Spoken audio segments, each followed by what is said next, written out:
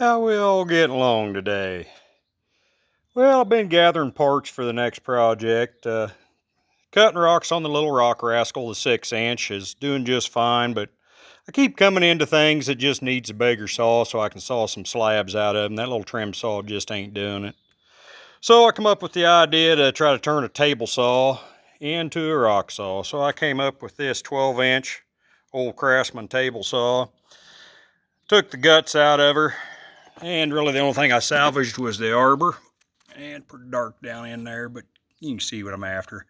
Got that cast iron arbor. It's got a good set of bearings on it. Didn't have a grease zerk, sealed bearings, but I went ahead and drilled it out and put a push one of them press-in grease zerks in it. Got my first piece of my frame. It's built out of a piece of building purlin out of a metal building. Had to shorten her down a little bit to do what I want, so I could run it in the oil bath. I thought about running a pump to pump the oil up, and I still may end up doing that. I was thinking about trying to use an automotive type pump, but we'll burn that bridge when we get there. The tank, base of it, going to make it out of an old diesel fuel tank. Hell, price of diesel anymore, you can't afford to fill it up anyway. So I've started to get my frame put together.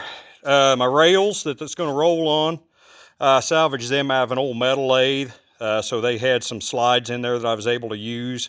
And use the solid shafts, 5/8 shafts, so they're good and solid. I'll get them welded into this frame. Right now everything's just kind of mocked up. Got me a 12-inch blade. It's a cheapie, but it'll get me started anyway. That fits right on the old arbor there. The hardest thing I've been working on is the carriage.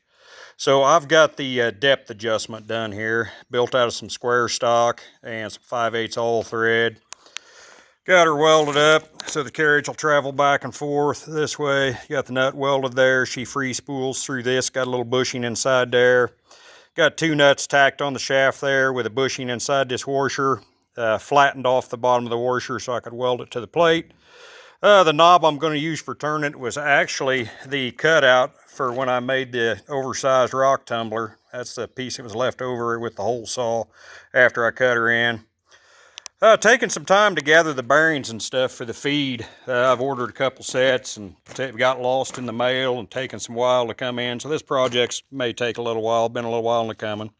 So this is just the first step. So if you're interested in see how she comes out, like and subscribe. Thank y'all. Y'all have a good day.